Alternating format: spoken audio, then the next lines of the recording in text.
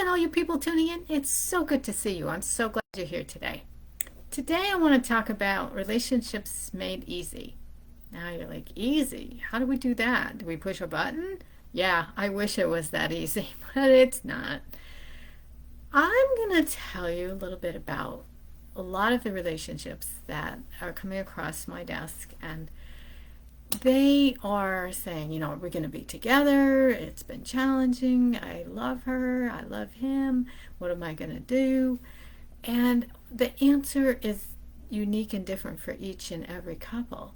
But what I would suggest in relationships, even if you're relating to mom, dad, grandma, grandpa, uncle, aunt, kids, grandkids, nieces, nephews, anybody, even the grocery clerk, is to find out something unique about them. Have some type of conversation piece. It doesn't have to be difficult. You want to have more in-depth conversations instead of like, whew, the weather's hot. Yeah, it's going to be hot. It's summertime for most of you.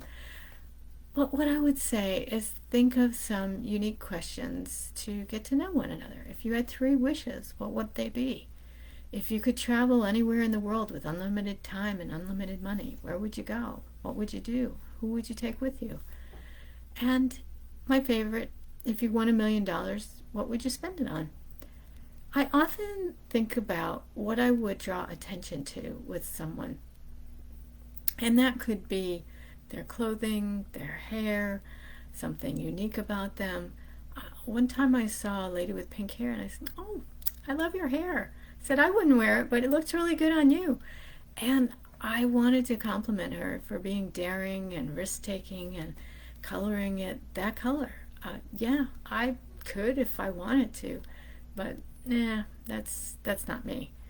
So thinking about how do you acknowledge people, even if you're at odds with them, you don't agree with something, you might say, "Yeah, I agree to disagree," or there could be many other ways to look at this, or my 2 favorite phrases that neutralize it.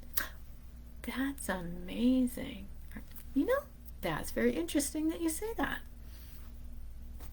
See, I said something, I connected, I didn't deny it, I didn't challenge it, I didn't try to defend myself. I let them be themselves and continue with the conversation. Now, if you have someone that's what I call a run-on sentence, they just keep going and going and going, I interrupt them and I usually say, "Oh, I'm sorry to interrupt. I'd love to hear what you have to say, but can we talk about blank?" Or if there's a person that's not getting attention in the group that wants to share, I'll go, "Oh, thanks for sharing. I think Susan had some things to say." And then you rope somebody else into it. So it's not about conversation etiquette. It's about including people, finding out what would make them feel like they're connected to you. And that's what I have for you about relationships for today. So I hope that works. I hope that idea is like dropping in there and you've got some things you're going to try when you go out in the public. Love to hear your stories, and maybe you have a few from your past that you can share with me. And I'll look forward to hearing from you soon. Drop me a line, and if this is your first time seeing me, # Psychic Senses. I'd like to know that you've been here. And for those that have seen me, any kind of comment would be good. I'd love to know that you were here as well. Talk to you real soon. Bye for now.